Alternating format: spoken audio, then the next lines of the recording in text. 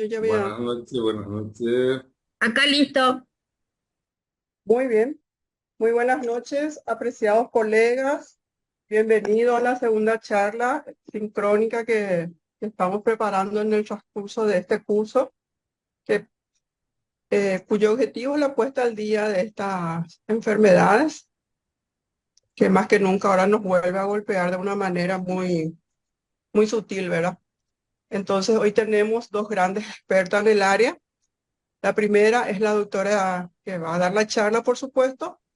Es la doctora María Estela Samaniego, especialista en medicina interna, especialista en infectología y jefa de atención integral de Pronacida. A continuación, la doctora Adriana Yaquet, especialista en infectología y medicina interna. Ella es infectóloga en el Hospital de Especialidades Quirúrgicas del Instituto de Previsión Social y médica del Departamento de Atención Integral Pronacida. Bienvenidas. Bienvenidos, queridos compañeros, colegas. Un saludo muy especial al doctor Jesús Falcón, a Carolina, la que siempre nos asiste en todo. Y ya damos inicio, sin más preámbulo, a la presentación de las clases. Adelante, por favor.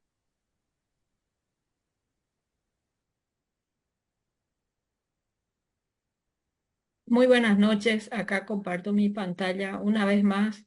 Agradecerles la invitación para participar de este curso de ITS. Y bueno, como dijo la doctora Liane, nos va golpeando estos temas porque con la alerta mundial de monkeypox, nosotros al elaborar con el doctor Falcón, la doctora Candia y con el equipo y el doctor Ignacio, hemos planteado agregar ese tema también y bueno, entonces más que vamos a estar muy al día con ese tema. Entonces, como seguimos entonces con el tema de uretritis y cervicitis, diagnóstico y manejo terapéutico.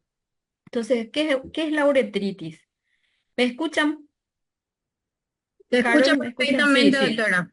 Bueno, Sí, sí, entonces, doctora, te escuchamos dale, bien, te dale, escuchamos bien. gracias, gracias. Inflamación de la mucosa uretral, que de etiología infecciosa o no infecciosa, y son las causas infecciosas las causas más frecuentes de las uretritis. Las uretritis se clasifican en gonocócicas y no gonocócicas. Entonces, las más frecuentes son las gonocócicas, aproximadamente mitad de los casos, ¿verdad? Producida por la Neisseria gonorrea, que es uno de los gérmenes que más vamos a hablar en todo estas jornadas. Y las no gonocócicas, que la otra mitad es por Clamidia trachomatis. Después el Mycoplasma genitalium, que también está siendo algo emergente, que es aproximadamente en el 20% de los casos. Las tricomonas vaginalis, que generalmente están en coincidencia con como coinfectante. El ureaplasma ureolítico, que generalmente coloniza y se está viendo un poco el impacto que podría producir la infección, ¿verdad? Lo estamos diagnosticando más con las PCR últimamente. Unos virus que son los adenovirus y los virus del herpes simples. Después están las uretritis no gonocócicas más raras, que son las enterobacterias. Generalmente vemos esto en inmunosuprimidos, Neisseria meningitidis, Candida, Clostridium, anaerobios. La sífilis también en su estadio inicial puede dar uretritis y los condilomas. Entonces, es muy frecuente la coinfección. No son causas de uretritis el ureaplasma parvum, que frecuentemente estamos viendo en las PCR múltiples, en los paneles de ITS. Y especies que sean micoplasmas diferentes a micoplasma genitalium. Esto hay que tener muy en cuenta porque entonces como vamos a tener mucho estos paneles, entonces frecuentemente vamos a querer tratar al ver estos gérmenes en la PCR. Entonces, la uretritis gonocócica producida por la Neisseria gonorrea, causa más frecuente de uretritis. Recordar que es un diplococo gram negativo intracelular que frecuentemente coexiste con la clamidia trachomatis. Tiene un periodo de incubación entre el contacto sexual de riesgo entre 2 a 5 días. Es muy rápido la presentación con las manifestaciones clínicas y la molestia que el paciente puede referir, porque tiene una disuria intensa y secreción purulenta, que si afecta a la uretra posterior puede aparecer síntomas de tenesmo, disuria e incluso por la intensa em, inflamación puede haber hematuria. 3% de los pacientes son asintomáticos y tiene complicaciones en los varones como orquiepididimitis, vesiculitis, prostatitis, conjuntivitis, abscesos, pueden ser causas de estenosis uretral y recordar la diseminación hematógena como enfermedad sistémica con artritis, meningitis y endocarditis. Como vemos entonces, la uretritis la gonocócica tiene un amplio espectro de manifestaciones. Acordémonos del síndrome de Reiter, en el cual el paciente tiene un contacto sexual de riesgo, puede o no tener manifestaciones muy intensas de uretritis y después hace conjuntivitis y artritis. Y las no gonocócicas, la clamidia trachomatis y el Mycoplasma genitalium, tiene un periodo de incubación un poco más largo, es generalmente poco sintomático, hay disuria leve, el exudado llega a ser más claro, mucoso o incluso acuoide, asintomática en el 50% de los casos. Entonces, las complicaciones también pueden ser la orquiepididimitis, prostatitis, artritis, tendosinovitis y el síndrome de Reiter. Entonces, las dos manifestaciones suelen ser evidentes y de entre todas las más aparatosas, incluso con el paciente con fiebre y puede aparecer ganglios inguinales, es la gonocócica. Factores de riesgo, entonces, más en el hombre, edad temprana, inicio de relaciones temprana, entonces no protegidas, parejas múltiples, nivel socioeconómico bajo y en las mujeres la presencia de DIU. El diagnóstico generalmente es por la anamnesis y por la clínica, ¿verdad? Y por la epidemiología. El contacto sexual sospechoso, entonces, o un cambio de pareja, entonces puede hacernos pensar de que estamos frente a una uretritis gonocócica. Y también el examen físico completo, como les dijimos en las clases anteriores, muchas de estas afecciones de ITS pueden aparecer como enfermedad sistémica a través del hisopado uretral con la prueba microbiológica, que esto va a ser fácil, está disponible generalmente en casi todos nuestros hospitales, ¿verdad? Hacer un hisopado y hablar con el microbiólogo para presentar al paciente para que podamos hacer un frotis y podamos interpretar. Y también del primer chorro de la orina con las nuevas paneles de PCR para ITS. Entonces, como les dije, microbiología tenemos casi todo siempre disponible. Hacemos una tinción de Gram, se puede también cultivar. Y el algoritmo de diagnóstico habla de un hisopado, una tinción de Gram en el cual puede haber, para definir de uretritis, más de 50 leucocitos por campos. Y si los diplococos son gram negativos, se trata como gonorrea como clamidia. Y si es negativo el GRAM, entonces se hace tratamiento de uretritis no gonocócica. Entonces, este es un algoritmo en base a algo muy sencillo que puede ser la prueba microbiológica y la tinción de GRAM en el hisopado uretral. También podemos hacer cultivos, también PCR en tiempo real con el panel de ITS en el primer chorro de la orina. Ese primer chorro de la orina, cuando se le da las especificaciones en el laboratorio, se le dice al paciente que tiene que ser a la mañana sin previa higiene. Entonces, dejar que se acumule todo ese exudado en la primera orina de la mañana, entonces, de tal forma que pueda ser rentable. Y también la inmunofluorescencia indirecta que se hace para la clamidia, el ureoplasma y el micoplasma genitalium.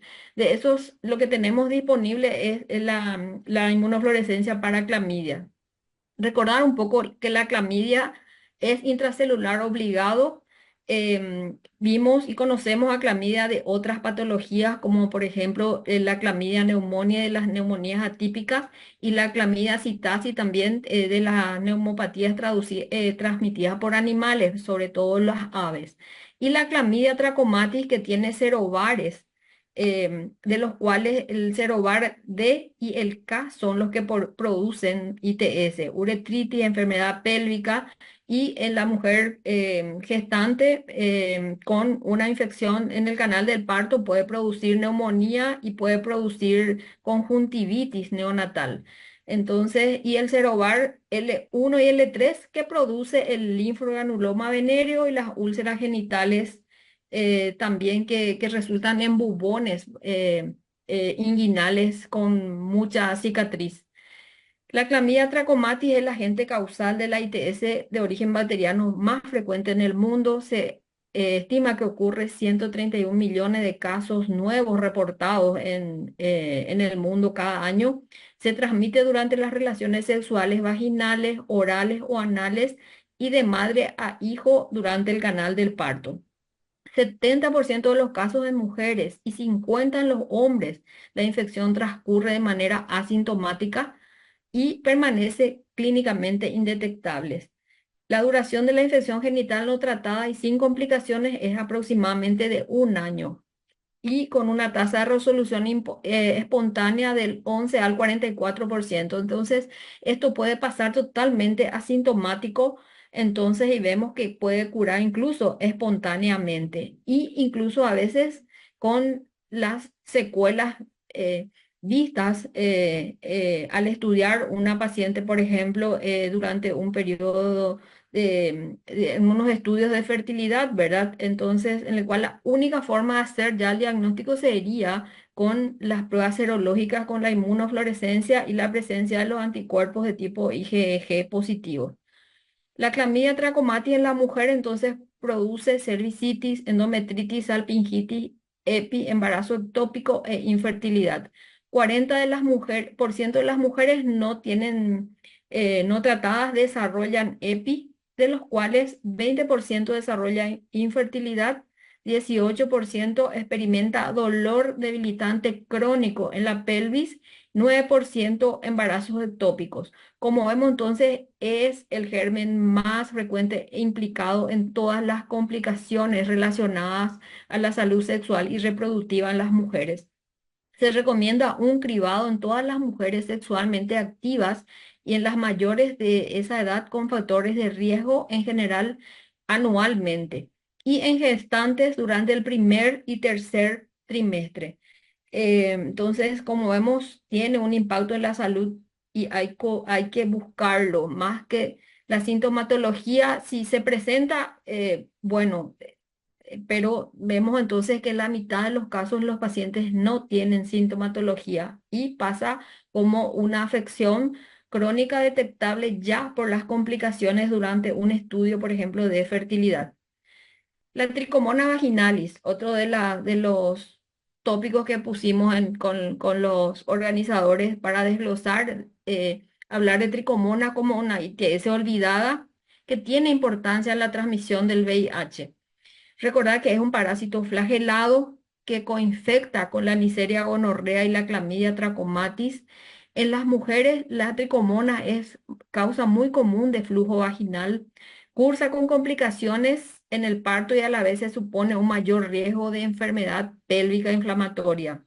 En los hombres, la tricomoniasis suele ser asintomática y conlleva a un mayor riesgo de epididimitis, prostatitis y disminución de de la motilidad de los espermatozoides. O sea, como ven, tiene también un impacto en la fertilidad de los varones.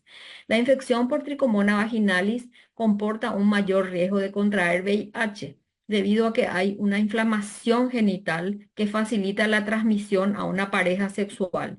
Y esto desde los primeros inicios de los reportes de VIH, al estudiar y al ver la literatura, em, hay correlación con esto debido a que hay una respuesta muy agresiva en las infecciones por tricomonas que produce muchas hemorragias puntiformes, lo cual entonces ustedes saben que permite a través de las ulceraciones, la exposición de la mucosa, em, permite la transmisión eficaz del VIH.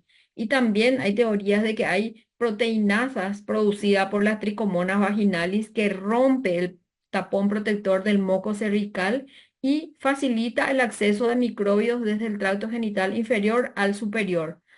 Y entonces esto a su vez también facilita la diseminación al haber una superficie mucosa muy extensa para que la mujer sea, ante una pareja VIH positiva, la transmisión es muy efectiva. Em, las infecciones del tracto genital inferior son en general más graves en las infecciones, en las infectadas por VIH en las mujeres. Entonces, vimos 75% de las mujeres son asintomáticas y hay resultados adversos en la salud sexual y reproductiva tanto para hombres como mujeres. En las mujeres en edad fértil, en las mujeres gestantes, pueden tener resultados adversos en el parto, como bajo peso al nacer, parto prematuro, rotura prematura de membranas, así también como un mayor riesgo de adquisición de VIH y otras ITS, como enfermedad pélvica inflamatoria, también infertilidad y también cáncer de cuello uterino. La presentación clínica más común entre quienes tienen síntomas es la vaginitis en las mujeres y la uretritis en los hombres. Y actualmente no existe recomendaciones de detección de rutina para ninguna población, excepto en mujeres que viven con VIH.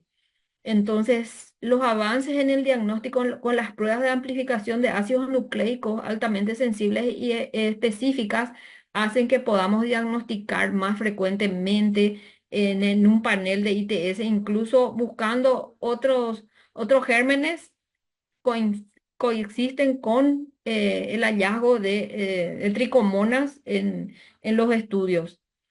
Entonces, hablar de otro de los gérmenes, que es el Mycoplasma genitalium, tanto en hombres como en mujeres son asintomáticas, en la mayoría de los casos reportan entre 40 y 75%, se produce un aumento del flujo vaginal en el mayor del 50% de las que tienen síntomas, con disuria, puede haber pérdida intermenstrual, cervicitis y el dolor abdominal bajo y lo encontramos frecuentemente al pensar en una enfermedad pélvica inflamatoria. En las mujeres producen entonces enfermedad pélvica inflamatoria, infertilidad tubárica y artritis reactiva, que es posible que haya también, y hay descripciones de artritis reactiva por Mycoplasma genitalium en las mujeres. En los hombres, 70% asintomáticos, uretritis aguda, persistente y recurrente, disuria, secreción uretral y proctitis. Y se complica con epididimitis y también posiblemente con artritis reactiva. El Mycoplasma genitalium es relativamente nuevo, ¿verdad? En las descripciones microbiológicas. El 10 al 35% de los hombres que tienen uretritis no gonocócicas o no clamidias se estima que son por Mycoplasma genitalium y la presencia de Mycoplasma genitalium está aumentando especialmente en los grupos de riesgo como los hombres que tienen sexo con hombres, ya sean tanto con o sin VIH y actualmente se considera una ITS emergente. Entonces, hay que tenerlo muy presente después de la gonorrea, la clamidia, las tricomonas, Mycoplasma genitalium. Y la especial alerta debido a que tiene reportes cada vez más frecuentes de resistencia a la citromicina. Entonces, es un germen sin pared celular y pequeño genoma, lo cual hace que sea difícil el crecimiento para los aislamientos. Entonces, la única forma que tenemos de aislarlo es en los paneles de PCR. Gracias, tenemos a la ciencia, tenemos avances y podemos diagnosticarlo frecuentemente y está en los paneles disponibles de ITS en las presentaciones comerciales que contamos en nuestro país. No tenemos todavía en los hospitales públicos estos, eh, estas PCR.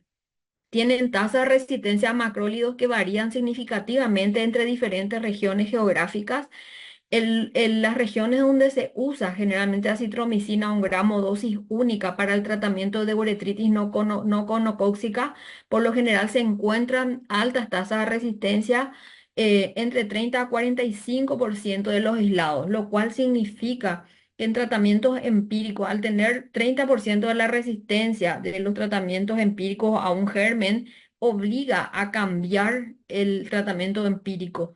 Entonces, esto es un problema.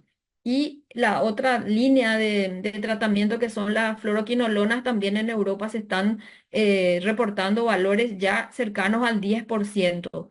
Entonces, resaltar la importancia de la detección sistemática de Mycoplasma genitalium, especialmente en caso de persistencia o recidiva de síntomas. Entonces, en los pacientes en el cual no responden o a tratamientos empíricos, con los tratamientos para las uretritis, que generalmente hacemos empírico con doxiciclina o con acitromicina, entonces pensar que podría ser un micoplasma genitalium resistente a acitromicina.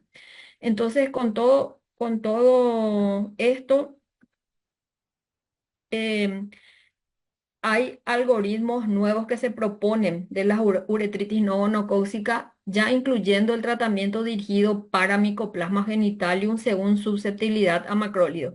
Esto, por ejemplo, en Australia, este es el algoritmo que ya ellos utilizan en base a la alerta de la resistencia a macrólidos. Entonces, diagnostican una uretritis no gonocócica.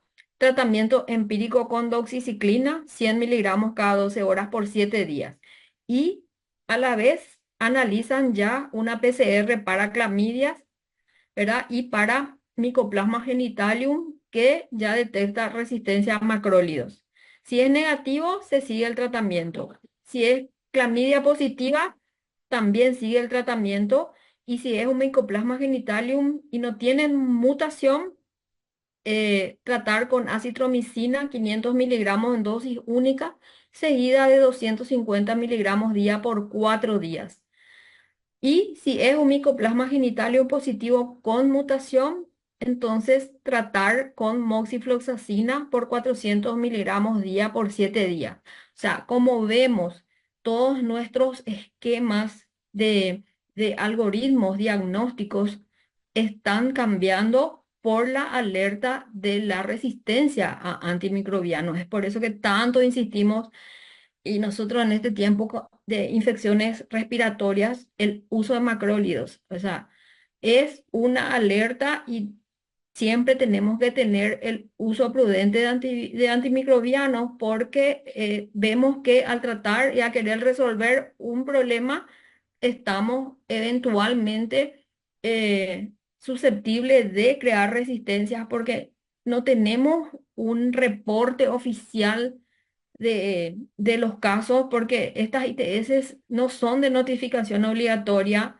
Y entonces nosotros no podemos, incluso los países europeos hablan de estos problemas de no poder tener bien registrado la tasa de ITS por ejemplo, Mycoplasma genitalium. Entonces nosotros también tenemos que ponernos al día, porque con la globalización y con los viajes y todas esas cosas, hay turismo sexual, tenemos que hablar de eso también. Entonces, ¿por qué no? Podemos tener este tipo de resistencia ya entre nuestros pacientes y nosotros no estar pudiendo detectarlos.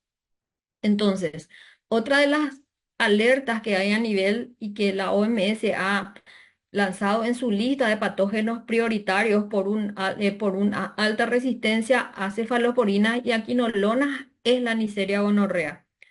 Entonces, como vemos, entonces no tenemos buenas noticias ni en IDS, porque estamos a nuestras primeras líneas de antibióticos, estamos con alerta de resistencia. Entonces, en el tratamiento de la uretritis gonocócica, de elección, ceftriaxona 500 miligramos intramuscular, dosis única, más acitromicina en dosis única. Entonces, en HSH o en personas con conducta de riesgo en la que no se puede testear o descartar infección faríngea, se recomienda utilizar esquema de cobertura faríngea, en el cual algunos guías incluso hablan de ceftriaxona 1 gramo. En esta guía de CDC aún todavía hablan de 500 miligramos, pero si ustedes miran otras guías europeas y en los materiales, ahí ustedes pueden hacer una revisión haciendo un poco una comparación de las dosis de ceftriaxona que usan algunas regiones. Algunos directamente ya hablan de ceftriaxona 1 gramo más acitromicina 2 gramos. El tratamiento alternativo en caso de contraindicación intramuscular, cefixima 800 miligramos, 400 miligramos dosis única, más acitromicina 1 gramo vía oral dosis única. Y esto también, la cefixima, en algunas guías ya están doblando la dosis de 800 miligramos en dosis única. Todo esto en base a la alerta de resistencia. Y tratamiento alternativo si el paciente es alérgico a la penicilina, la gentamicina 240 miligramos intramuscular dosis única, más acitromicina 2 gramos vía oral en dosis única. Y recordar que en los pacientes que tienen clínica persistente, hacer un test de curación de faringitis, en el cual si hacemos un tratamiento, realizar cultivo a los 3 o 7 días de finalizar el tratamiento antibiótico, avisar a las parejas sexuales los últimos 3 meses, descartar otras ITS y ofrecer profilaxis preexposición. Esto para la uretritis gonocócica. Y para las no gonocócicas, doxiciclina 100 miligramos cada 12 horas por 7 días o acitromicina 1 gramo, ¿verdad? También 501 gramos en dosis única. Y si se aísla Mycoplasma genitalium, hacer el esquema de acitromicina de 500 miligramos el primer día y luego 250 miligramos vía oral cada 24 días, 24 horas, perdón, vía oral por 4 días. Y otra alternativa es hacer acitromicina 2 gramos en vía oral en única dosis, pero esto no, algunos de los reportes dicen que no está muy recomendado justamente por la posibilidad de generar resistencia. Entonces, en uretritis recurrente, em, tratamiento para Mycoplasma genitalium, si se hizo un tratamiento previo con doxiciclina y hay recidiva, entonces la recomendación es volver a hacer esquema de doxiciclina de 100 miligramos cada 12 horas por 7 días, más acitromicina 500 miligramos el primer día, luego 250 miligramos cada 24 horas por 4 días. Si se hizo un tratamiento previo ya con acitromicina, entonces valorar el uso de moxifloxacina en 400 miligramos día vía oral por 7 a 14 días. Esto en uretritis, a veces hacemos el esquema en un paciente y el paciente no mejora. Entonces, antes, si no tenemos la posibilidad de hacer estas pruebas de PCR para buscar otros gérmenes, hay una alternativa de volver a hacer doxi, agregar acitromicina o agregar o pasar directamente al tratamiento si se hizo macrólido a moxifloxacina. Entonces, pensar que puede haber reinfección y falla de tratamiento porque puede haber otro germen, Ureaplasma urolithicum, Mycoplasma genitalium resistente a doxiciclina o también infecciones por tricomonas vaginales, sobre todo en zonas de alta prevalencia, y en el cual a veces la recomendación también es en la uretritis recurrente recidivante, que no podemos tener la posibilidad de hacer el panel, agregar metronidazol ante sospecha de tricomona vaginalis, que se puede hacer metronidazol 2 gramos en dosis única o metronidazol 500 miligramos cada 12 horas por 7 días. Entonces, hasta ahí, entonces, lo que sea uretritis. Entonces, en infecciones cérvico-vaginales, cervicitis, son motivos de consultas más frecuentes en la práctica ginecológica. Además, ocasiona molestias en la mujer como flujo, ardor, prurito y dispareunia. De estas infecciones pueden asociarse a complicaciones con diferente grado de severidad, tanto en la mujer embarazada como la no gestante. Y ahí vemos la clasificación un poquito de las infecciones no virales del tracto genital inferior, que se clasifican en infecciones endógenas, como la vaginosis bacteriana, candidiasis bulovaginal y otras vaginitis aeróbica o vaginosis citolíticas o por lactobacilosis cuando hay una alteración de la microbiota. Y las infecciones exógenas, tricomoniasis, gonococcia y clamidias. Esto en el marco de las ITS. Entonces, vaginosis bacteriana es lo que voy a hablarles porque la otra Celeste tendría que hablar de candidiasis vaginal. No es precisamente una ITS, pero como compromete el tracto genital, entonces también a veces es un poco la preocupación de las parejas, ¿verdad? Hablar un poquito de las complicaciones de la ITS en mujeres embarazadas y no embarazadas. En la mujer embarazada, abortos espontáneos en el primero y segundo trimestre, parto pretérmino y rotura pretérmino de las membranas, corioamnionitis, muerte fetal intraútero. Y en las no embarazadas, esterilidad, embarazos ectópicos, dolor pélvico crónico, cáncer cérvico-uterino y en otras localizaciones vinculadas a HPV, favorecer la adquisición del VIH, puede haber cirrosis y carcinoma hepatocelular. Entonces, la forma de hacer el diagnóstico de las infecciones cérvico-vaginales, acá un cuadro muy interesante que comprueban la forma de hacer el diagnóstico de las distintas infecciones basados en la clínica, en el pH del moco cervical, las pruebas de amina, el microscopio, el cultivo y los métodos moleculares.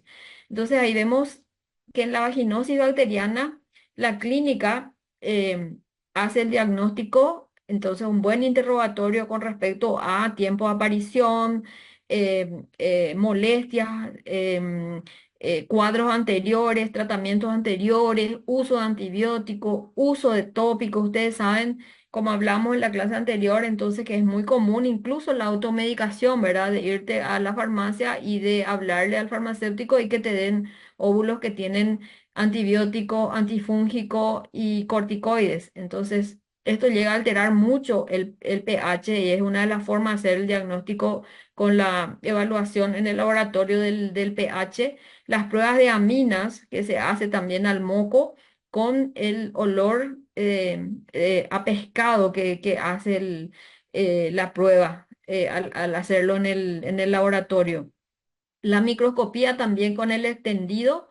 Entonces, la vaginosis bacteriana se considera en la actualidad una disbiosis, o sea, una alteración de la microbiota vaginal más frecuente en mujeres en edad productiva. Es de etiología polimicrobiana y es conocida como complejo GAM, teniendo en cuenta las bacterias involucradas, que son Gardnerella vaginales, anaerobios, mobilúnculos y Mycoplasma sp. También recientemente se ha demostrado la biología molecular en mujeres con diagnóstico de vaginosis bacteriana, presencia de muchas otras bacterias, ¿verdad? Que son difíciles de pronunciar, así como también especies relacionadas del orden de los Clostridium y que actualmente son conocidas como bacterias asociadas a vaginosis bacteriana. O sea, hay muchos estudios, hay mucha literatura con respecto a los nuevos hallazgos de gérmenes en la vaginosis bacteriana. Factores de riesgo, entonces, como dijimos, mujeres en edad productiva, más frecuente en raza negra, se cree que hay factores genéticos implicados, tabaquismo, uso de dispositivos intrauterinos, ducha vaginal, el sexo oral, el cambio de parejas sexual, mujeres que tienen sexo con mujeres, y puede transmitirse sexualmente, pero no es una ITS propiamente dicha y no se trata a la pareja, salvo que haya una balanitis. Complicaciones asociadas entonces a la vaginosis bacteriana, complicaciones obstétricas, como dijimos, abortos, parto prematuro, rotura prematura de membrana, corioamnionitis, infecciones puerperales, infecciones postcesáreas y complicaciones ginecológicas asociadas a EPI, asociaciones con infecciones postoperatorias, asociaciones con lesiones intraepiteliales del tracto genital inferior y facilitar la transmisión del VIH. Entonces, el diagnóstico, entonces, un método simple, de bajo costo. Los criterios de Nugget son utilizados actualmente como gol estándar para el diagnóstico microbiológico y eso es basado en el GRAM y las características morfológicas con la presencia de Lactobacillus, Gardnerella y Mobiluncus. Esto es, el microbiólogo hace un score y hace un extendido y en base a que haya o no cantidad de microbiota habitual, entonces ellos hacen el diagnóstico. Em, Criterios de Hansel son los que más también están utilizados, que son 3 de 4 criterios para el diagnóstico, que es el flujo, las características del flujo, el pH menor a 4 y las pruebas de aminas positivas, que es el olor a pescado que se hace en el laboratorio al añadir hidróxido de potasio en el frotis. Entonces, y la presencia de Klucel, que son células epiteliales vaginales a las que se adhieren abundantes bacterias. Entonces, al examen físico, sí o sí hay que revisar estos pacientes.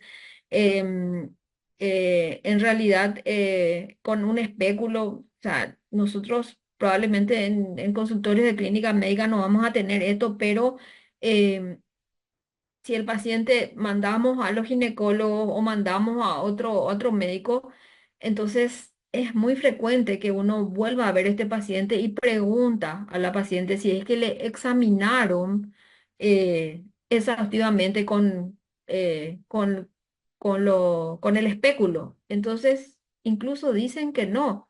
Entonces, es tratamiento totalmente empírico. Entonces, sí o sí, si nosotros mandamos a la paciente como clínicos preguntar si le examinó con el espéculo, porque si no, no vamos a ver lesiones, no vamos a poder hacer un correcto diagnóstico porque se ve la leucorrea fluida muy abundante y el olor fétido, que coincide con los cambios del pH.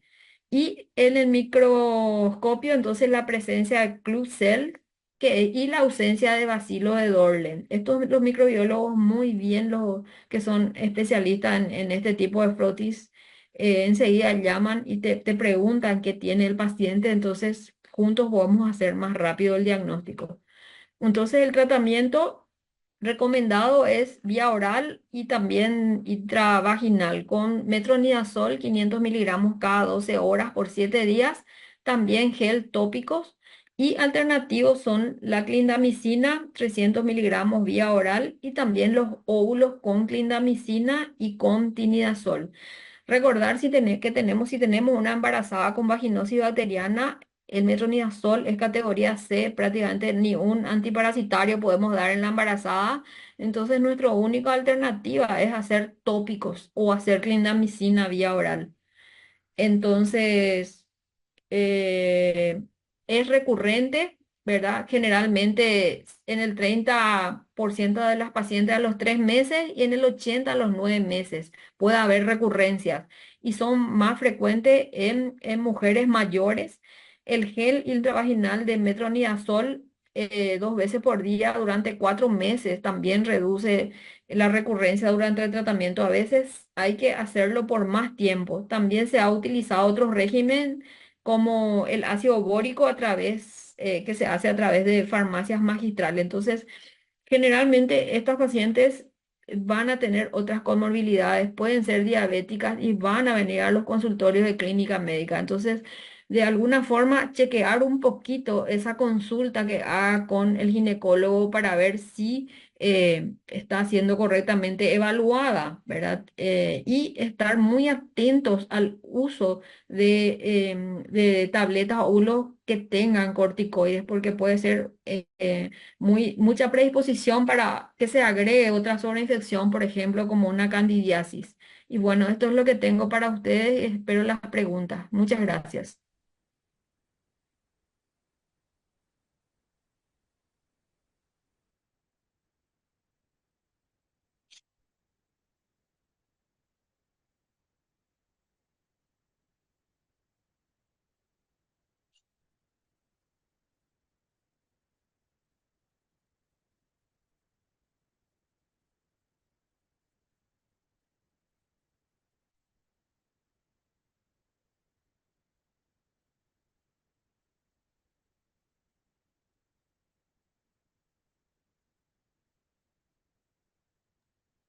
Doctora Adriana, Sí, puedes maximizar y después darle la copita.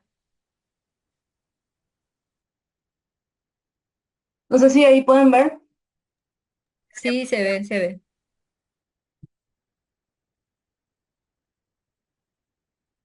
Buenas noches, muchas gracias. Agradezco la iniciativa de la sociedad en desarrollar este curso, ya que las infecciones de transmisión sexual son un problema de salud pública y son tan frecuentes que cada día diagnosticamos más de 1 millón de personas o cada día más de 1 millón de personas entre 15 a 49 años contrae una infección de transmisión sexual y que puede afectar directamente a la salud sexual y reproductiva. Puede producir estigmas, esterilidad, cáncer, complicaciones en el embarazo, aumentar el riesgo de contraer VIH. Y la mayoría de estas infecciones son curables, pero muchas veces nos cuesta reconocer y la mayoría de las veces tampoco la buscamos.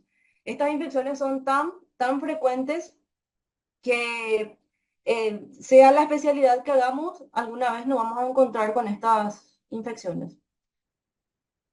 En esta ocasión les voy a hablar de las úlceras genitales, que son soluciones de continuidad en la región genital. Aparece en la vulva, la vagina, el pene, la región perineal y cuya causa más frecuente generalmente es una infección de transmisión sexual. Determinar la etiología en estos casos puede ser difícil por las limitaciones que tenemos con las pruebas terapéuticas o con las pruebas diagnósticas, perdón. Además, pueden coexistir con más de una infección y el diagnóstico muchas veces se limita a la clínica. La etiología más frecuente en la mayoría de los casos es la infección por el herpes simple, el cual se produce en el 80% de los casos. La segunda causa más frecuente es la sífilis producida por el Treponema pallidum, que se produce en el 10% de los casos, y menos frecuentemente tenemos al Haemophilus ducreyi, que produce el chancro blando o chancroide, y a la clamidia trachomatis de los serobares específicos de L1 a L3, que produce el linfogranuloma venéreo, y menos frecuentemente a la Klebsiella granulomatis, que produce la donovanosis. Existen otras etiologías de causa infecciosa que pueden producir úlcera genital, como lo son el virus Epstein-Barr y también el VIH en la prima infección, pero estos casos son muy raros. Actualmente, la viruela o el monkeypox es una causa emergente de úlcera genital, sobre todo con el clado 2B, que es la cepa o la variante que que circula más frecuentemente.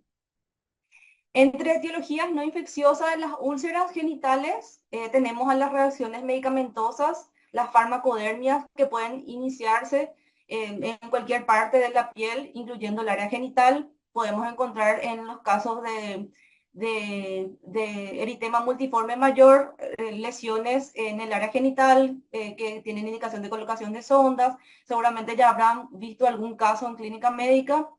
El síndrome de Behçet también, neoplasias, todo paciente varón mayor, adulto mayor con una úlcera genital, en ellos siempre hay que descartar una neoplasia. La enfermedad de Crohn y algún traumatismo. Todas estas pueden ser causas de úlceras no infecciosas. También hay que tener en cuenta las causas inmunitarias y también las producidas por una respuesta secundaria a una respuesta inmune, como puede pasar en la artritis reactiva. Existe una úlcera de Lipsus. Generalmente es rara, se produce en mujeres jóvenes, sexualmente no activas. Es una afectación rara de la piel vulvar que se cree que es una respuesta inmune a cualquier infección reciente. Las causas más frecuentes son virus Epstein-Barr, también citomegalovirus, micoplasma, enfermedad de Lyme. En nuestro país también vimos casos asociados a arbovirosis, un caso asociado a dengue que incluso tuvo repercusiones judiciales. Entonces, tener muy en cuenta que no toda úlcera genital es indicativa de una presencia de una enfermedad de transmisión sexual, pero sí, si tenemos una úlcera genital, la causa más frecuente siempre va a ser una infección de transmisión sexual y a estas otras etiologías se llega por descartes. Estas úlceras suelen ser múltiples, dolorosas, bilaterales y la característica principal es que es una úlcera de aparición aguda.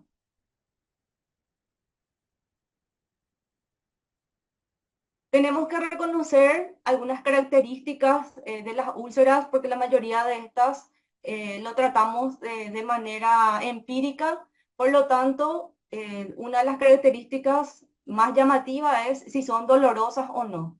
Las úlceras asociadas con sífilis, linfogranuloma venero y granuloma inguinal suelen ser úlceras indoloras, mientras que las dolorosas suelen ser asociadas al herpes simple, al chancroide y a la viruela símica.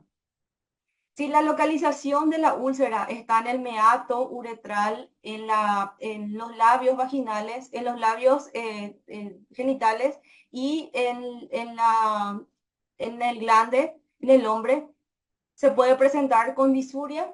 También en pacientes con primoinfección por herpes simple, viruela símica o sífilis, también se pueden presentar síntomas sistémicos como fiebre, malestar general y mialgias. Las características de cada úlcera en el chancroide blando producido por la Haemophilus ducreyi, vamos a tener úlceras grandes que son profundas con base con un exudado grisáceo amarillento, o sea, una úlcera de fondo sucio que está acompañada de una linfadenopatía severa y que a menudo se agrupan. En cuanto al herpes, vamos a tener múltiples vesículas que luego se ulceran agrupadas en racimos. Generalmente son superficiales con una base eritematosa. En el paciente inmunocomprometido pueden ser coalescentes y pueden tener presentaciones severas con afectación del sistema nervioso central o algún órgano blanco, pueden producir incluso hepatitis. La sífilis en su infección primaria produce el chancro duro, que es una úlcera única de bordes bien delimitados, indurados, base limpia y no dolorosa. Es la característica principal de la úlcera en la infección primaria de la sífilis. El granuloma inguinal, producida por la Klebsiella granulomatis, se caracteriza por pápulas que luego se ulceran y sangran fácilmente. Son pseudobubones que se ulceran y llegan a ser lesiones extensas y pueden tener un periodo de evolución de semanas a meses. El linfogranuloma venero se caracteriza por úlceras que pueden ser únicas o múltiples y estas úlceras generalmente son superficiales y transitorias. Lo más llamativo en este caso son las adenopatías o los nódulos linfáticos que luego son dolorosas. Otra característica a tener en cuenta en estos pacientes es la linfadenopatía que en algunos casos no está presente, como el caso del granuloma inguinal, y en algunos casos es muy importante, como ya vimos en el linfogranuloma venero, donde hay una úlcera que es generalmente por un periodo corto y posteriormente incluso a veces puede pasar desapercibida y posteriormente aparecen las adenopatías inguinales que son dolorosas.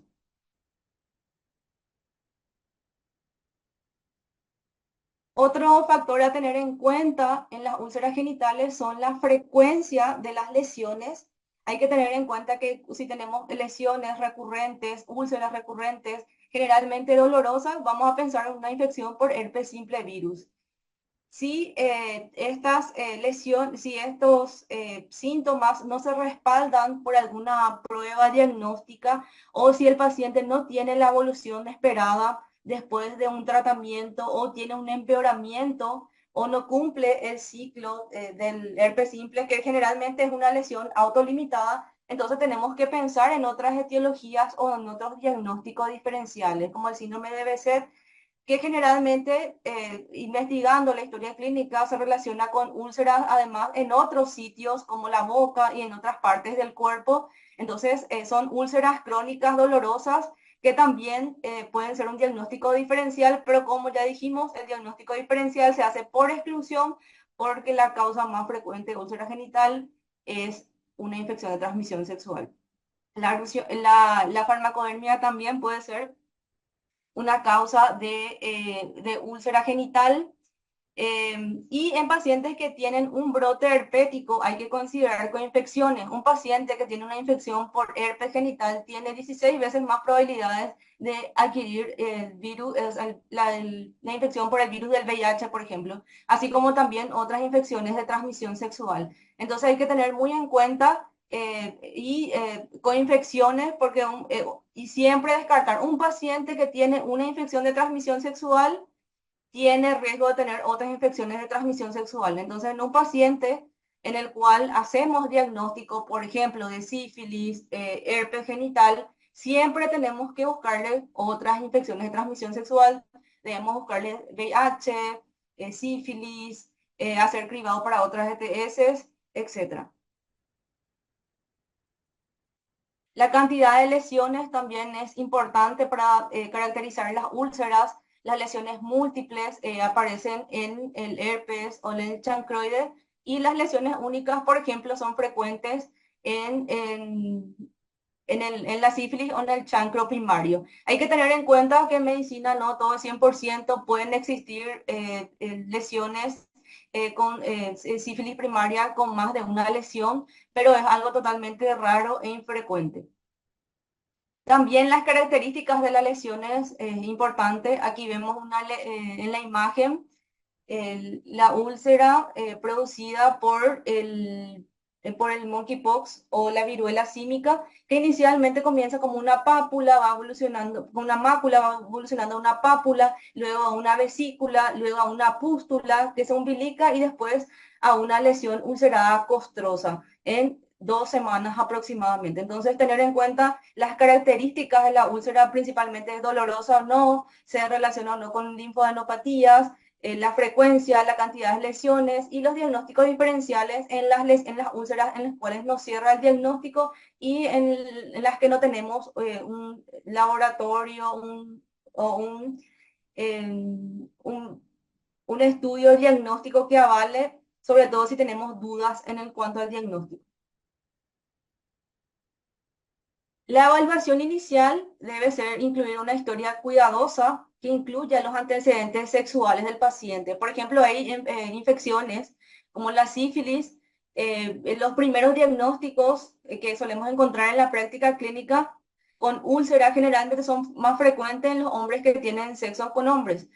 Y también el linfogranuloma venero es más frecuente en los hombres que tienen sexo con hombres y que están infectados por VIH. Entonces, tener en cuenta la práctica sexual, ya que de acuerdo a esto hay mayor contagio de ciertas infecciones de transmisión sexual y además que en estos casos además se puede relacionar con proctitis. El examen físico que nos va a ayudar a identificar las características de las úlceras que ya vimos, las pruebas complementarias. No es lo mismo tener un paciente en teoría inmunocompetente que un paciente VIH con una úlcera. Se abre un abanico de posibilidades diagnósticas. Esto es tan importante porque la mayoría de las veces el tratamiento se indica de manera empírica. Tener en cuenta también los antecedentes de viaje, ya que hay generalmente lesiones o gérmenes que son más frecuentes en otros lugares y hay gérmenes que son más frecuentes, por ejemplo, en África, monkeypox, clado 1, actualmente, que como vimos en la noticia, es más frecuente en la región de África y tenemos miedo de que se expanda. También el chancroide es más frecuente en países, países desarrollados como Europa, como Estados Unidos, y el granuloma inguinal es más frecuente en países como India, África, Sudamérica. Entonces hay que tener en cuenta también los antecedentes de viaje en este caso.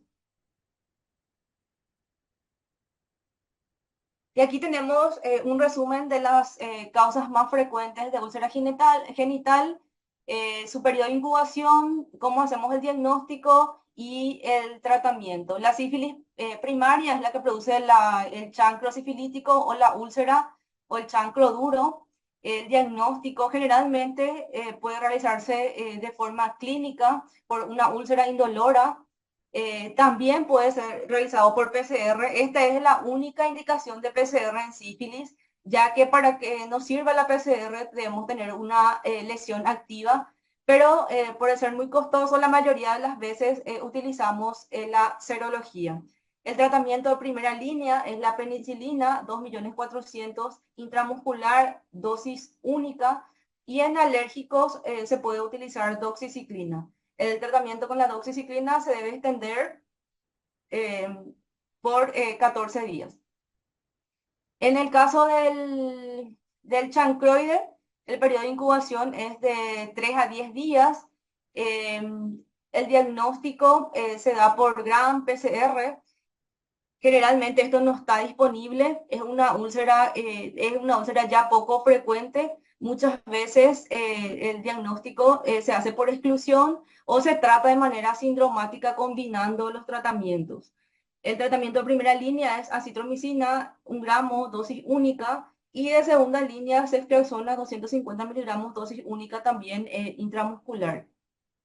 El herpes genital, que es la causa más frecuente, se diagnostica la mayoría de las veces por la clínica, por las vesículas, en racimos, arrosariadas, dolorosas.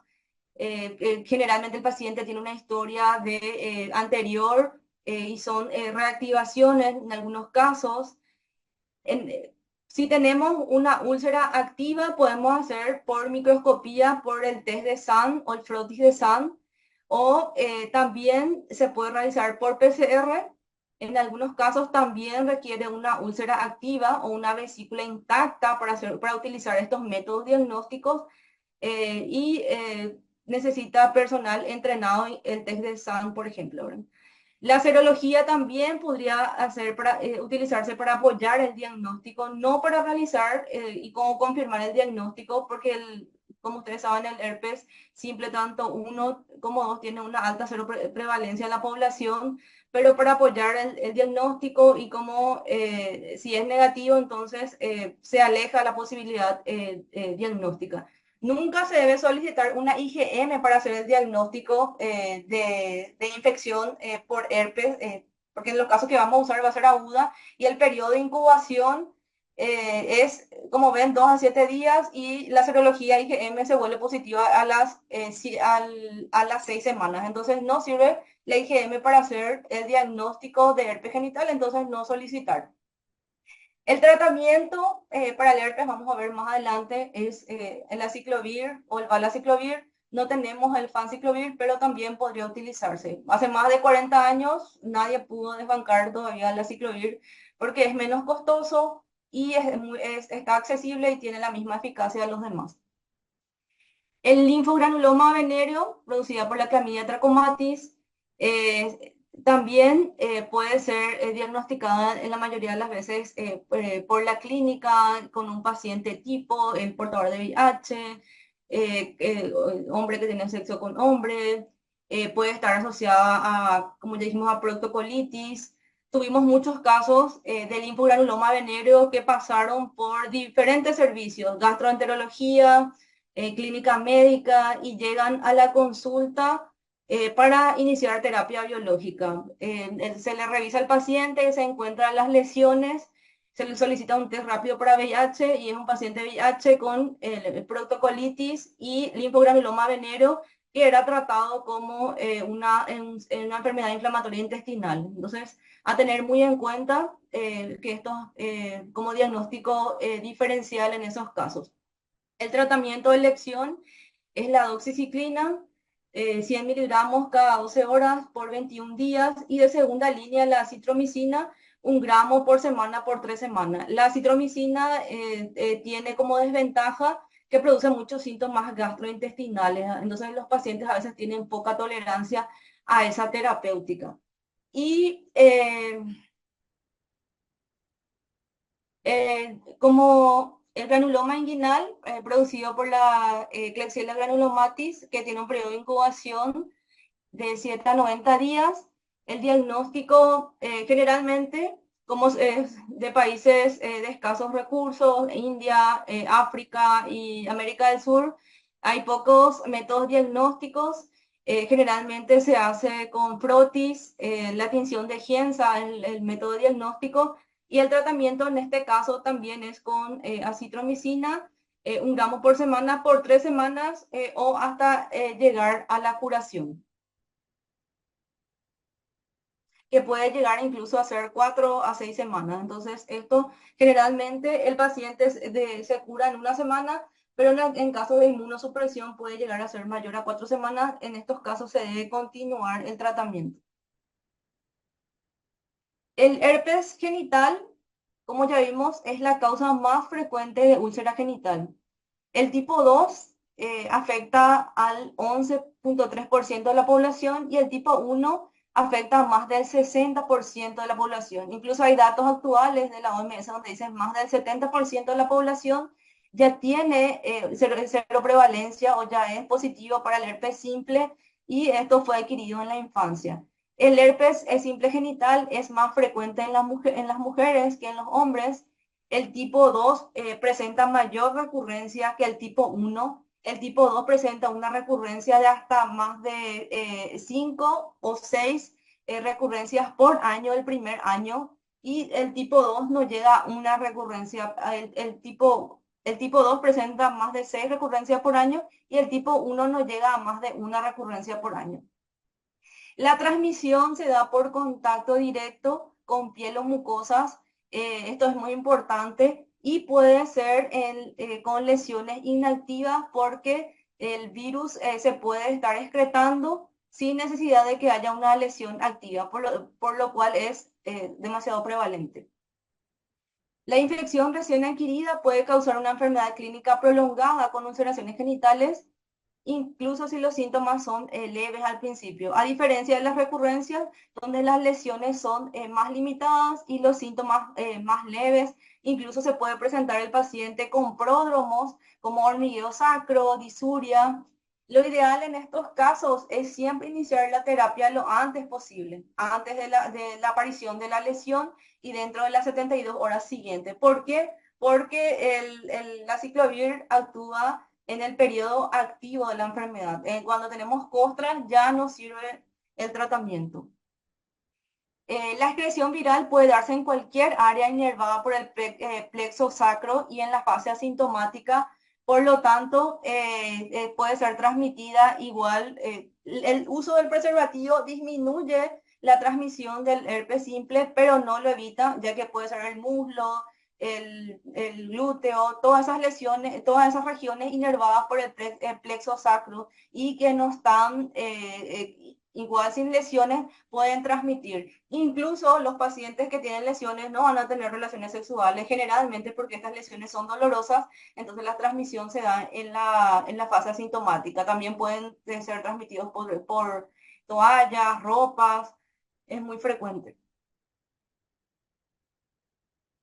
Y las técnicas diagnósticas, como ya mencionamos anteriormente, el frotis de Sand, a partir de la vesícula no rota, es una técnica rápida y barata, pero requiere un personal entrenado y con experiencia. Entonces, y también está limitada a este tipo de lesiones. El PCR está más disponible, ya que se usa PCR múltiple para el diagnóstico de otras infecciones de transmisión sexual, y es lo que también abarata sus costos, y sería el método de elección si tenemos una lesión activa para la confirmación diagnóstica. La serología IgG, recuerden no pedir IgM, no sirve para nada. En pacientes con historia de lesión genital atípica, no diagnosticada, es una técnica rápida, barata, pero presenta la limitación de que los anticuerpos se detectan a partir de las 6 a 8 semanas aproximadamente. Y en algunos casos pueden ser falsos positivos o falsos negativos. Entonces, sirve para apoyar el diagnóstico, no confirma, y también como para tener evidencia de un recuerdo inmunológico, o en los casos de que un paciente quiera iniciar con una nueva pareja, entonces para conocer su perfil serológico y lo cual le puede ayudar a saber que el paciente puede tener una fase asintomática donde transmitirse y estar pendientes de la aparición de la úlcera porque realmente no existe una manera efectiva de prevenir la transmisión que no sea la abstinencia, ¿verdad? Y en estos casos también se puede hacer, o sea, el paciente puede indicar, o sea, la pareja infectada puede tomar como profilaxis aciclovir para disminuir la excreción viral y así disminuir la posibilidad también de contagio, porque la excreción viral está relacionada con la capacidad de contagio. El tratamiento, en cuanto al tratamiento, los tres agentes tienen una eficacia similar. En infecciones complicadas, la terapia debe ser parenteral. Infecciones complicadas llamamos a la afectación del sistema nervioso central, afectación del plexo sacro que provoca una retención aguda de orina, hepatitis, neumonitis, en casos diseminados y también en los pacientes inmunocomprometidos. En este caso, la dosis de la aciclovir es 10 miligramos kilopeso endovenoso cada 8 y generalmente el tiempo de tratamiento se prolonga de 14 a 21 días. El tratamiento va a depender si esto es un primer episodio. En los casos de primer episodio tenemos síntomas y excreción viral que duran más tiempo. Por eso el tratamiento debe ser por un tiempo mayor de 7 a 10 días. Y las opciones terapéuticas son aciclovir 400 miligramos 3 veces al día por 7 a 10 días, valaciclovir 1 gramo 2 veces al día por 7 a 10 días y fanciclovir 250 miligramos 3 veces al día por 7 a 10 días. Generalmente, si las lesiones aún no están totalmente curadas, se puede prolongar el tiempo a 10 días o prolongar por 5 a 7 días más según la evolución del paciente, sobre todo en los pacientes inmunodeprimidos. En los episodios recurrentes, vamos a hacer la terapéutica dependiendo del inmunocompromiso del paciente. Si es un paciente inmunocompetente, podemos utilizar aciclovir. En el segundo episodio sería a partir del segundo episodio. ¿Y por qué esto? Es porque los episodios siguientes son episodios más leves y también el tiempo de excreción viral es mucho menor. Entonces, en los episodios siguientes están recomendadas terapias más cortas por eso mismo. En un episodio recurrente, en un paciente inmunocompetente, 800 miligramos 3 veces al día por 2 días, o también pueden ser 400 miligramos 3 veces al día por 5 días, o valaciclovir 1 gramo una vez al día por 5 días. Y en episodios recurrentes, en pacientes inmunocomprometidos, generalmente se mantiene la misma dosis que en el episodio primario.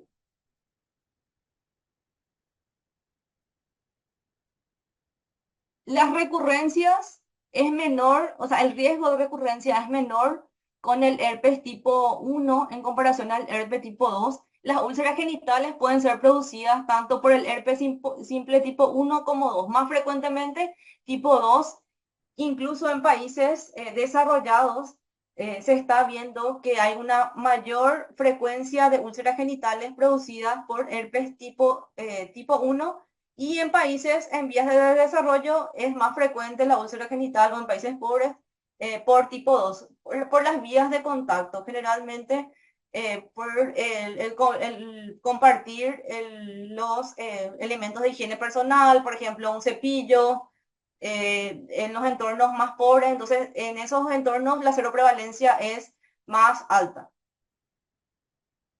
Las lesiones pueden variar de ser asintomáticas, escasas o de aspecto atípico, especialmente en mujeres. En ellas pueden presentarse así como fisuras, irritación vulvar.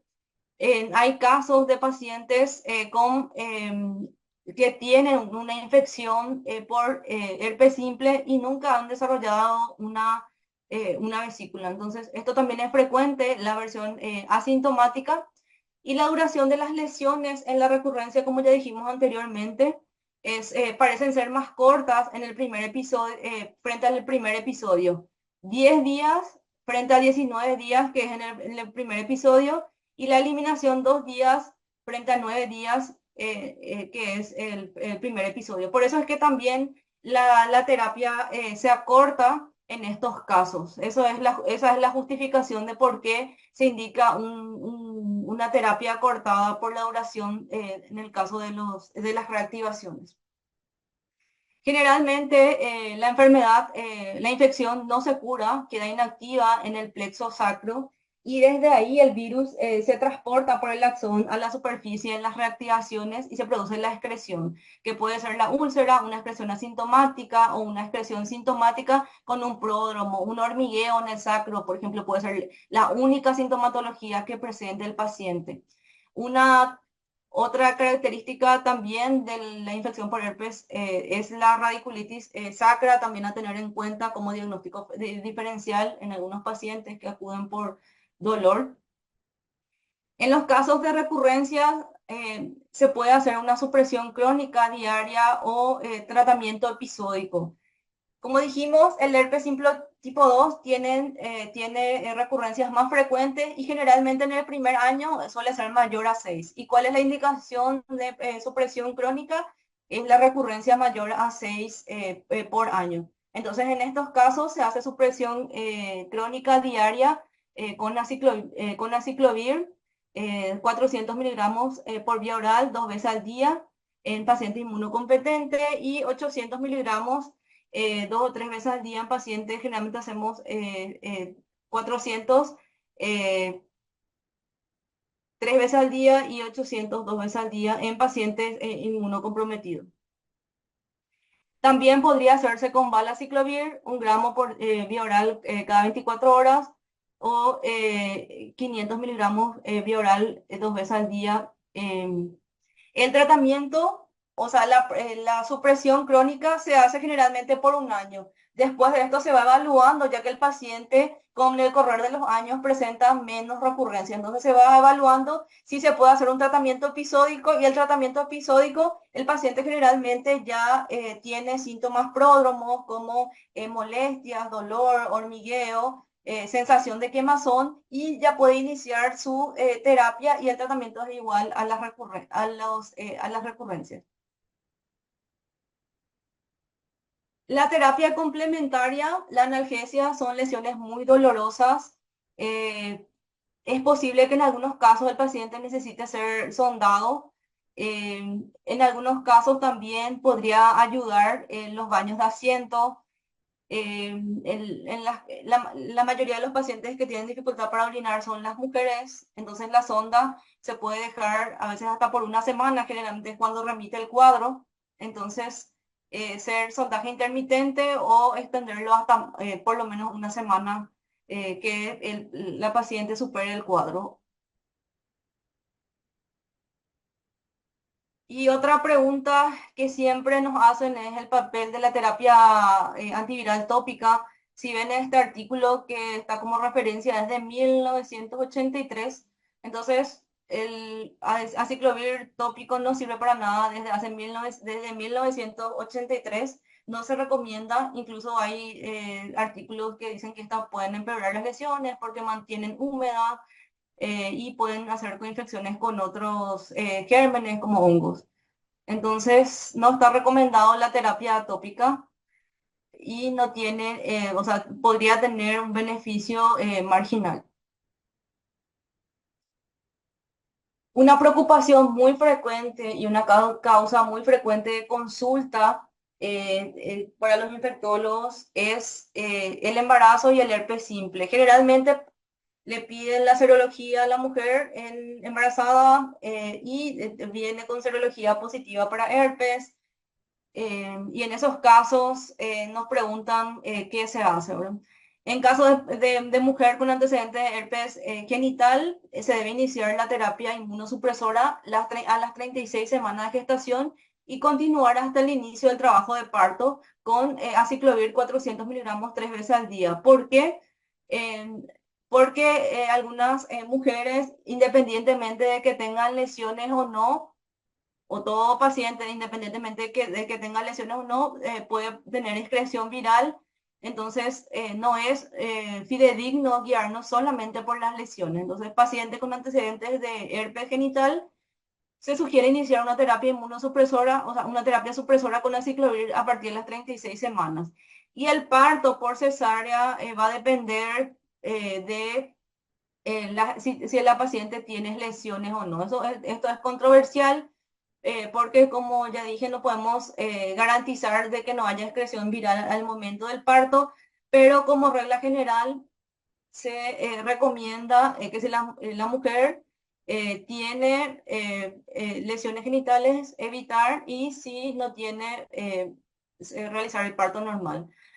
Porque hay datos de que la cesárea puede disminuir, pero no eliminar el riesgo de infección neonatal. Entonces, no hay datos a favor de la cesárea, pero sí de la terapia supresora.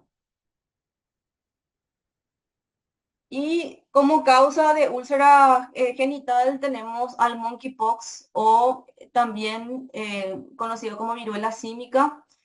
Es una entidad ya conocida por todos nosotros. En el año, si mal no recuerdo, 2022, la OMS declaró alerta, pero luego levantó esa alerta en el 2023, ya que se disminuyeron los casos, tenemos vacunas, se autolimitaron, y actualmente hay una nueva alerta por otra variante, vamos a decir, otra, otra variante del monkeypox. O sea, la variante anterior era la del clado 2B, la que circulaba anteriormente, la que se relacionaba con generalmente de transmisión sexual, la que se relacionaba con úlceras genitales, más frecuente en hombres que tienen sexo con hombres, afectaba también a otras poblaciones, pero la transmisión era por contacto muy íntimo.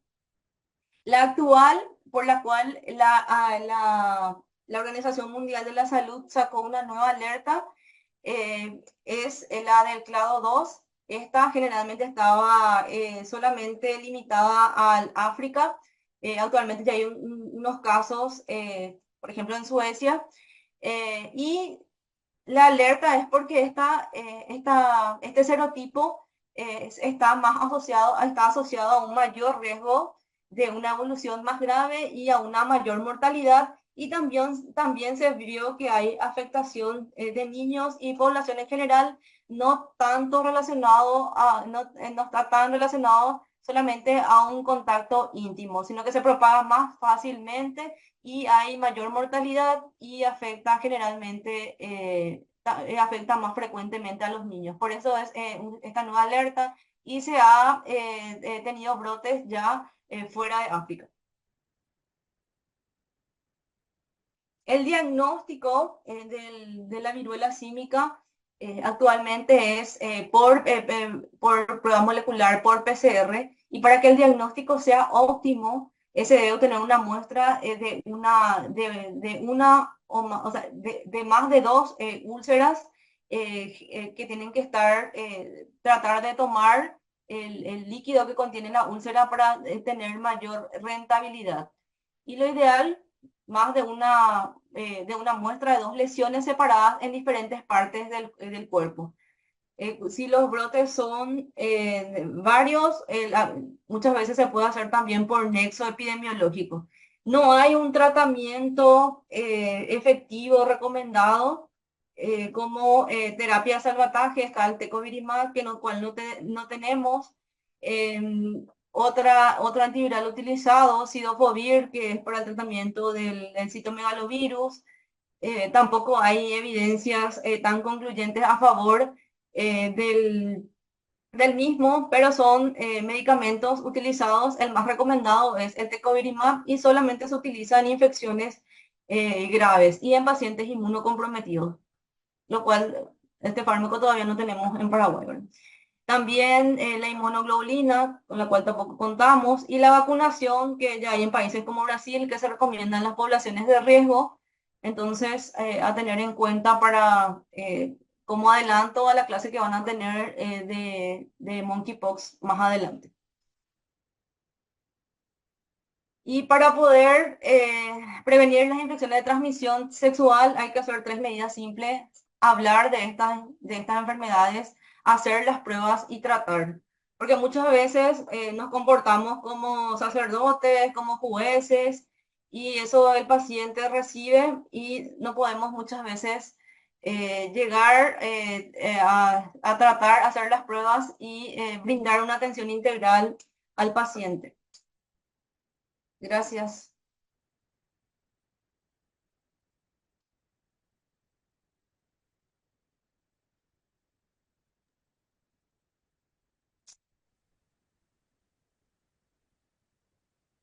No sé si hay alguna pregunta o alguien nos quiere preguntar algo. Doctora, Amarilla, no te estamos escuchando. ¿Alguien tiene alguna pregunta para la doctora Samaniego o la doctora Jaquet?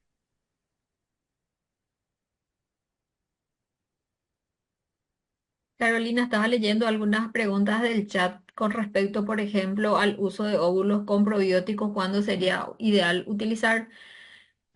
Para responderle un poquito, sí, en realidad los ginecólogos generalmente son los que utilizan más y son óvulos con probióticos, son lactobacillus, ¿verdad? Y tienen sus indicaciones precisas en el cual, sobre todo cuando la microbiota está muy alterada y eso en base a la pérdida del pH, ¿verdad? Entonces, para tratar de reponer los lactobacillus y volver al pH normal y que haya un equilibrio de la microbiota, entonces se utilizan generalmente o vía oral o tópicos que generalmente se hacen por una semana, se vuelve a evaluar y sobre todo usan en las vaginosis bacterianas recidivantes, ¿verdad? A lo cual también se agrega muchas cosas con respecto a dieta, a alimentación.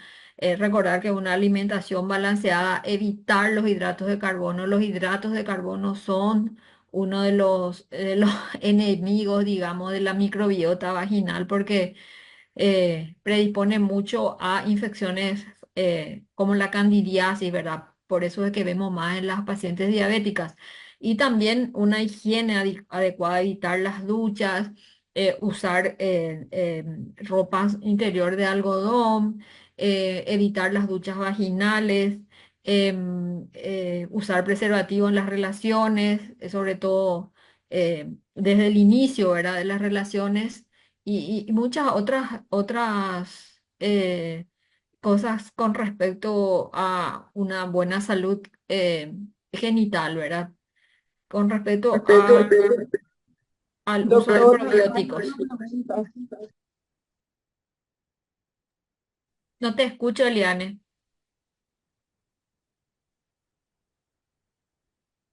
¿ahí me escuchó? Ah, ahí sí. Bueno, dice, Doctora, necesito que apague tu segundo Zoom. doctora Samaniego, dice, para los pacientes pre-HCH, que en su mayoría sabemos que no pueden solicitar muchos estudios, ¿qué análisis podemos solicitar para las Necesito que apagues tu segundo Zoom, por favor, o si no, no se entiende lo que decís. Bueno,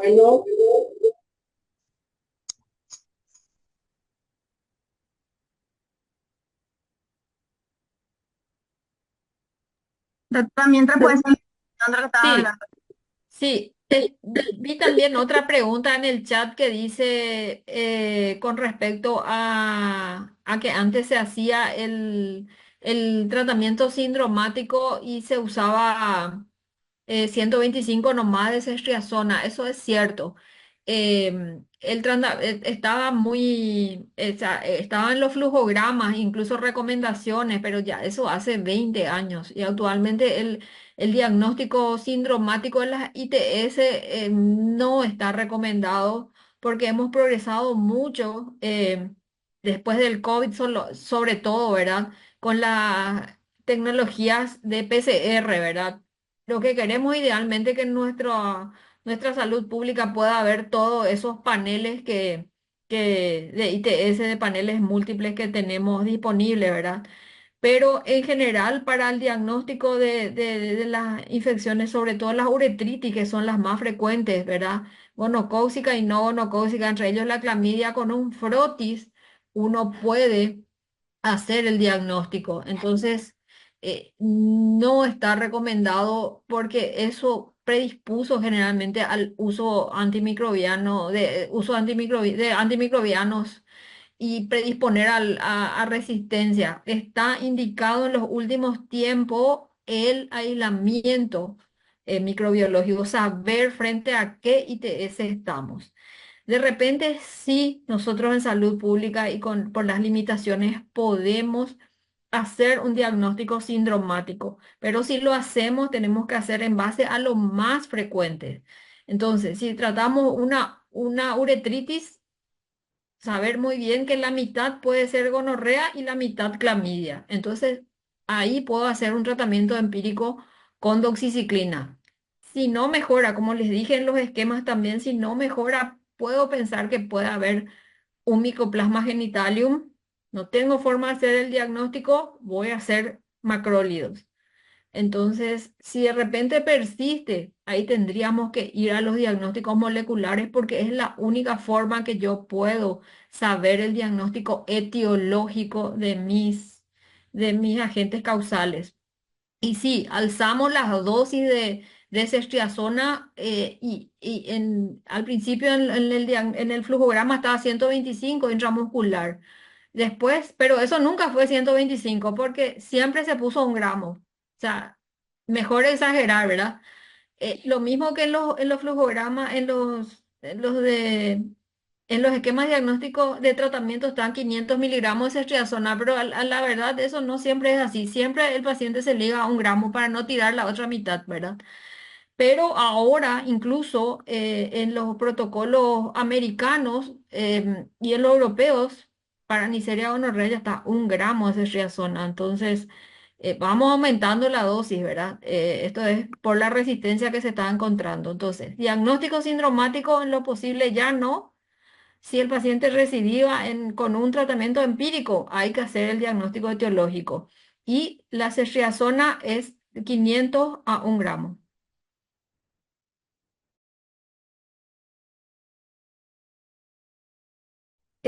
Otro de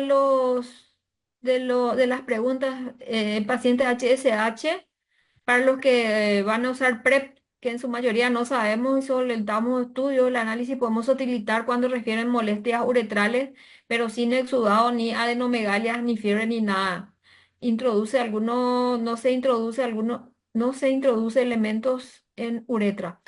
Em, en realidad, como vimos, la clamidia es otro de los gérmenes que producen menos síntomas. Entonces, podría estar tentada a hacer tratamiento empírico con 1 gramo de acitromicina, ¿verdad?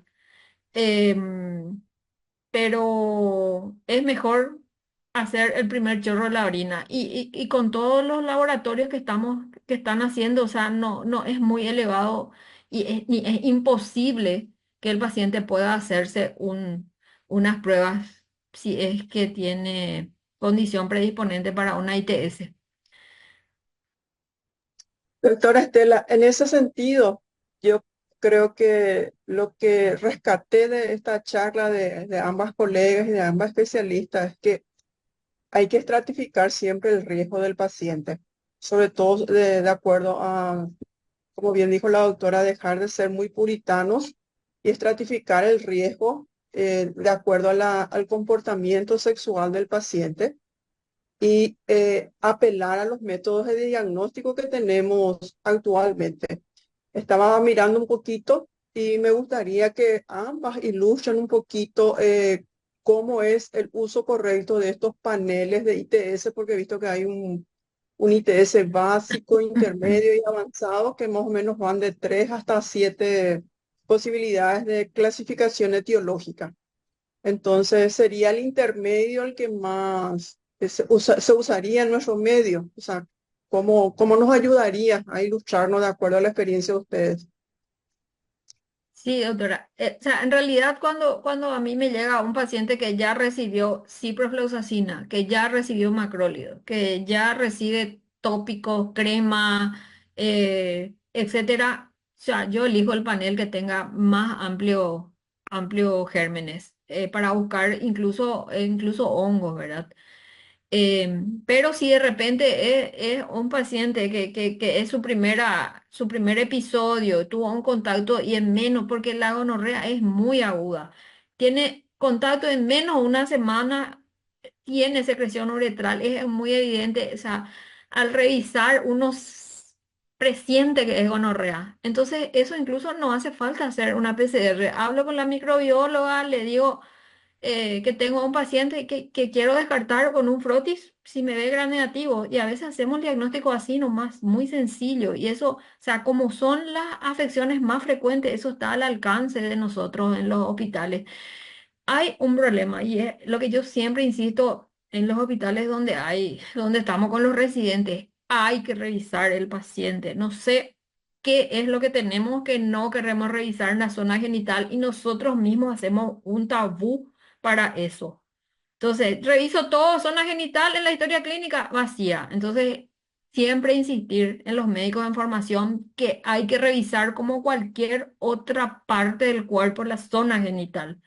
Entonces, encontramos grandes sorpresas. Entonces, a veces incluso eh, y manifestaciones sistémicas podemos encontrar y nosotros pensamos que es solo una ITS y no, el paciente puede estar haciendo una enfermedad autoinmune y vimos las otras causas de úlceras que no son todas ITS, ¿verdad? Y te dicen, o sea, no, yo no tengo contacto sexual, no, yo no tengo, o sea, no tengo vida sexual y el paciente le encasillamos de una ITS y es una enfermedad autoinmune de repente, ¿verdad? Entonces, recomendación, examinar el paciente si puede optar por el método más sencillo de diagnóstico como son el Froti y el Gram para una uretritis, hacerlo y dejar y reservar para los pacientes que ya vinieron con muchos esquemas de antibiótico o con recidiva de, de síntomas, los otros paneles más extensos. Una acotación con respecto a los paneles y la sífilis. Es una pregunta frecuente. PCR para sífilis en un paciente que estuvo expuesto a una situación de riesgo. La PCR sirve para la lesión activa y no para el diagnóstico. No es lo mismo que la serología. Si tenemos una sífilis secundaria o una terciaria, no vamos a poder utilizar la PCR. La PCR solamente sirve para el chancro. Y el chancro generalmente es una causa muy infrecuente de consulta, ya que es indoloro, autolimitado, entonces el paciente se cura sin consultar. Entonces, y generalmente los paneles comerciales tienen la PCR para sífilis, y el paciente dice, ah, yo ya no tengo sífilis, no estoy infectado. Por eso siempre descartar también con infección con sífilis y VIH. Cosas que no te va a dar el panel por PCR en el primer chorro de orina, ¿verdad? Bueno, excelente aclaración. ¿Alguna pregunta más de los participantes? ¿Alguien quiere aportar experiencia?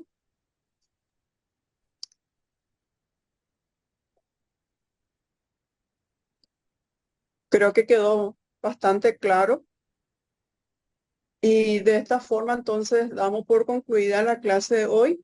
En relación a la clase que tenía que dar la doctora Celeste, ella tuvo un inconveniente de último momento.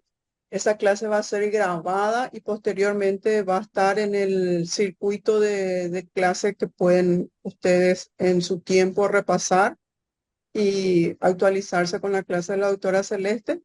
Entonces, en el transcurso de la semana vamos a estar accediendo a las grabaciones correspondientes. Muchísimas gracias a todos por participar y gracias a las excelentes expositoras por aclararnos los puntos claves en relación a estas patologías. Muchas gracias a todos. Buenas noches. Muchas gracias, buenas noches. Gracias.